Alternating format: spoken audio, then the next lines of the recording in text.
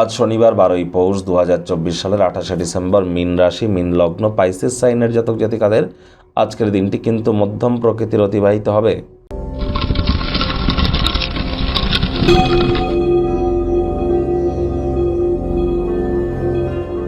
ভিডিওটির শুরুতেই স্ক্রিনে আপনারা দেখতে পাচ্ছেন শনি মহারাজের প্রণাম মন্ত্র। ওম নীলাঞ্জন ছায়া প্রক্ষং রবি সুতং মহাগ্রহম ছায়ায় গর্ভ সম্ভুতং তং নমামি শনিশ্চরম। এটি আপনারা আজ সন্ধেবেলার সময় 108 বার জপ করুন। পারলে শনি মন্দিরে সরিষার তেল, নীল মোমবাতি, অপরাজিতা ফুল, ধূপ, বাতাসা এগুলি নিয়ে বা কালো তিল এগুলি নিয়ে নিজের নামগোত্র ধরে পুজো দিয়ে আসুন, অত্যন্ত উপকৃত হবেন। আজ ব্ল্যাক বা ব্লু কালারের ড্রেস পরিধান করতে পারেন। শনিদেবের চোখের দিকে যেন তাকাবেন না।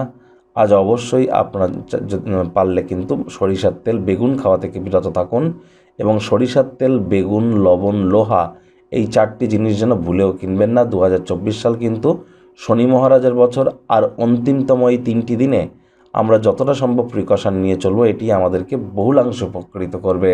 ভাগ্য মিটার আজ আপনাদের বলছে 4.5 আউট অফ 10। ভাগ্য আপনাদের অনুকূলেই থাকবে।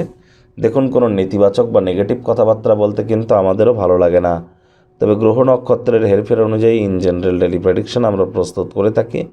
যাদের চন্দ্র রাশি মীন অর্থাৎ মুন সাইন পাইসেস, এই গণনা তাদেরই অধিকাংশ ক্ষেত্রে খাটবে, আর যাদের মীন লগ্ন তাদের কিন্তু আংশিক খাটতে চলেছে। কায়িক পরিশ্রমের কারণে শরীরে ক্লান্তি আপনারা অনুভব করতেই পারেন।